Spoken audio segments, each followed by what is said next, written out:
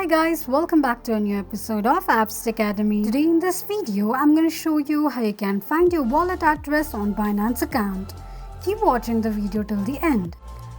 To find wallet address on Binance, firstly go ahead and launch open your Binance application. The home page of Binance will appear on the screen. Click on the wallet option on the bottom right corner of the screen. Tap on Spot right next to Overview option on the wallets page. Click on Deposit.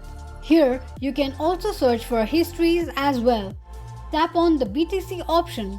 On the next page, to find the wallet address, click on BNB Smart Chain, that is BEP20. Here, you can see the wallet address as well as selected wallet type.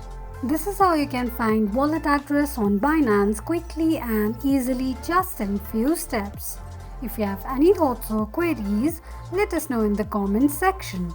Don't forget to subscribe to our channel. Also, press the notification bell icon so that YouTube will notify you whenever we post a new video. I hope this video was helpful to you. Thank you so much for watching.